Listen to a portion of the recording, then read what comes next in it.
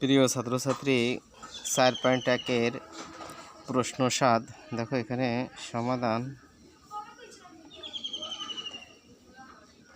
-12 m² a² x³ একবারে অঙ্ক সাজায় দিচ্ছি, ঠিক আছে।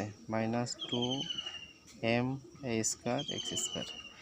দেখো এখানে দুইটাই মাইনাস আছে, সেই ক্ষেত্রে আমরা যদি গুণ করে দেই মাইনাস মাইনাসে প্লাস হয়ে যায়, যেহেতু সমানের শুরুতে বসছে এই কারণে প্লাস চিহ্নটা দেওয়ার কোনো দরকার না। তাহলে 12 দুগুণে কত 24 প্লাস 24।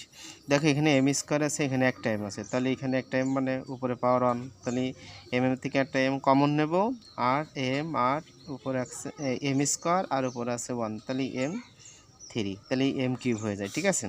এখানে স্কোয়ার আছে, এখানে আছে কত এখানে স্কোয়ার, তাহলে আমরা a পাওয়ার 4 দিতে পারি। এখানে x³ আছে, এখানে x² তাহলে আমি x পাওয়ার এখানে x পাওয়ার আমরা 3 আর 2 কত 5, তাহলে 5 দিতে পারি।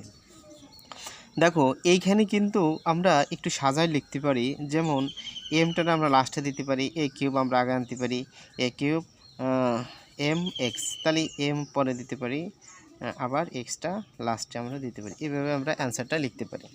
দেখো এই অঙ্কটাই আবার আমরা উপরে নিচে পাতায় করতে পারি, যে -12 m² a² x³ এটার আমরা নিচে বসাবো 2m a² x² দিয়ে আমরা এখানে ক্রস চিহ্ন মানে গুণ চিহ্নটা দিতে পারি, মাইনাস মাইনাসে প্লাস এখানে আমরা দিতে পারি। দেখো 24 এখানে ওই যে ওইখানে উপরে যে লাইনটা আমরা করছি ওই লাইনটা দেখা গেলো কি আমরা 2 লাইন 3 লাইন আমরা করছি, এখানে আমরা অ্যান্সার লিখছি। আমরা একবারে এই স্কোয়ারটা আগে বসাই দেবো, এই স্কোয়ারটা আগে a² না a² আর স্কোয়ার গুণ করলে এ পাওয়ার 4 আগে নেওয়া, আর m আর m² গুণ করলে m³ হয়, আর এখানে x², এখানে x পাওয়ার x³, তাহলে আমরা এখানে x পাওয়ার 5 এখানে আমরা ডিরেক্টলি লিখে দিতে পারি। এটা আমাদের অ্যান্সার লিখে দিতে কমপ্লিট করো, ঠিক আছে।